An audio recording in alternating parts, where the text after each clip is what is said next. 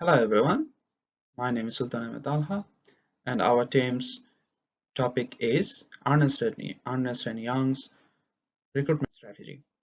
So for the company introduction, Ernst Young are one of the four big accounting firms like KPMG, Deloitte, PricewaterhouseCoopers, and they also have four service lines: assurance, consulting, strategy, transaction, and tax.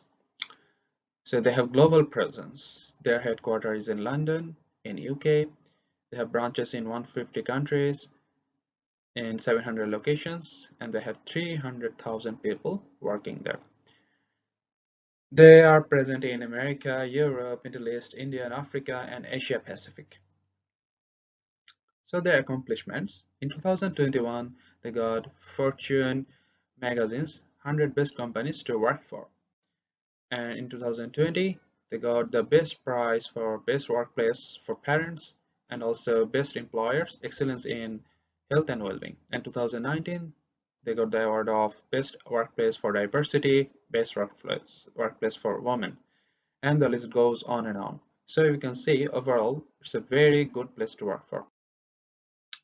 So for their business strategy, we can build this pyramid, and where the pillars are the global mindset, which consists operational excellence, account centricity, shared values, and they execute these things through their people, their quality assurance, and innovation. And their market leadership consists of brand, reputation, relationship, and share. So their HR strategy consists of the structure of how the people will work, the process of the people, the process of the process of the workflow, and the policy of the HR, and the technology involved in the process. So how they do the talent management, which is very important for the development of HR. So they develop the talent through training and development, career and succession planning, organization development, and they manage the talent through performance management, total rewards management, and they identify the talent through manpower planning, recruitment planning, employer branding. So for the recruitment strategy, so how to locate, identify, attract qualified and capable candidates is the main thing. So to do this, they do the job analysis through like the nature of the job, the requirement of the job, and the description of the job. And for the personnel planning, they focus on the number of jobs to be filled. In order to achieve these things, they follow some recruitment methods through these 7 sources. One is the employer referrals. Another one is web portals through which they publish their circulars, and also the headhunting from the HR, and also the campus recruitment in various universities, colleges, and also like direct application through the HR, and external consultants who help them for recruitment, and also internal recruitment. Thank you. That's all from me. Now I will hand over to Zubair for the critical analysis of recruitment strategy. Thank you. Hello, hi everyone. I'm Jubair Hussain, and today I'm going to talk about the critical analysis of recruitment process of Ernst Young. Ernst Young possesses a well-executed EVP, which makes EY stand out as the employer of choice and attracts candidates who support the values and policies of EY. For any companies to stand out amongst their competitor and become an employer of choice, employers need to trigger candidate interest by having a strong employee value propositions.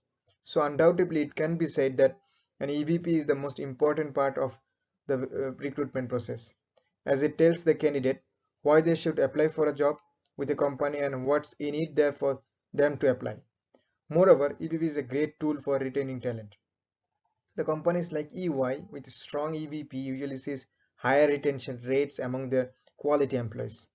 Besides retaining talents, EVP also helps candidates to identify benefits and perks the job holds for them. Also provides proper information to the employee about the career development within the company like EY. Wouldn't that be helpful for an employer career development if he or she already can predict his or her career development path seeing the EBP. Therefore, I would like to say that strong EBP helps EY to tailor their communication strategy by using clear informations, infographics, and employee testimonials to display the positive progression path within the company. This way, candidates can visualize their career path several steps at a time. Moreover, a survey conducted by a Seek.com found that employer EVP plays a vital role in career development, which is quite analogous to the outcome obtained from the EVP of EY. Moving on, Ernst Young imposes strategic talent acquisition through social media platforms. Ernst Young have a career website which is well designed and specific in categories of job listings, which makes candidate life much more easier in finding their respective role and in overall application process. Additionally, EY have a site solely for job search. This includes just a listing and search facility for open positions only. This certainly helps enthusiastic fresh candidates who has just decided to move forward and apply for a job with Ernst Young. Moreover, back in early 2006, in collaboration with Facebook, EY was one of the first organizations to launch social media recruitment marketing campaigns. This EY Facebook community group targeted and engaged with a specific college students pursuing their business degrees, and they were very successful and received a great tone of acknowledgement for their innovations. The most important part of the EY campaign involves a program where they have a page which runs a global quiz, which seems to me a quite interesting thing. This global quiz allows EY to filter out the potential candidates. At the same time, I would say it's a two-way process that enables candidates to assess themselves whether they are suited to work in a global company like EY or not. Thank you everyone for listening to me, and from here on the presentation will be continued by another group member. Hello everyone, my name is Imran Hussain and I'll be continuing from this part of the presentation. So EY, along with EVP and its other strategy, has also imposed another policy known as EEO or Equal Employment Opportunity, where they have taken the initiative known as Women Fast Forward and supported gender equality and provided a clear message to candidates about equal employment opportunity. What this program does is that it targets and empowers a diverse workforce and enables women to reach their potential by training them and providing them with required resources as necessary. Eventually, this program of EY helped to create an inclusive culture for women in the workplace. Now, moreover, EY has collaborated themselves with another platform known as SheWorks, and together they launched a cloud-based program for women around the globe. What this program does is it provided women with access to remote and flexible job opportunities around the world. This single initiative caused a major recognition for the brand, as EY was placed among the top 50 places in the Where Women Want to Work awards for 2007. Now moving on, EY has also adopted the strength-based recruitment policy. The simple goal of this policy was to find out candidates who were genuinely interested in the job. Now, it is still about finding someone who can do the job, but also who will enjoy the role and the organization. This in turn increases their performance and they are more likely to stay on the job. Now, whereas if I have to compare with competency-based recruitment, it only looks for the skills and competence of a person. Surely it is required, but it is not always enough. So the policy strength-based recruitment allows managers to recruit and identify candidates' natural talent and why certain position gives them the strength. What EY later found out was that 15% fewer unsuitable candidates progressed to the recruitment stage and 12% more were accepted based on their skills and competencies. This also reduced the cost of the recruitment process, since the new recruiters were genuinely interested in the position. Now moving on to the next slide. So in this slide, I'll be talking about a story, and to be more specific, a refugee story, which exactly is not a recruitment strategy, but when I read the story, I personally felt that EY was indirectly, but yet strategically imposing employer branding. Now, Mohammed Basil is an Syrian accountant graduate, who took refuge in Germany because of the political unrest in his country. Now, when he was met by TV crew, he was asked that what was his goal in this new journey of his life. He simply replied by saying that he wanted to work for Ernst Young. Now, luckily for Basil, an executive of EY was watching the program, and he located Basil and was immediately taken as a part of EY Germany's pilot internship program along with 10 other refugees.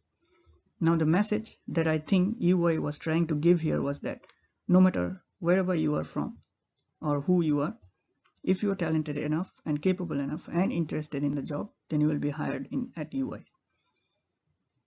But EY didn't stop there. What EY did was, EY found out that the biggest obstacle for hiring refugees, migrants, or people of another country is the language skills. To solve this problem, the EY Germany staff came together and volunteered a program called EY Cares.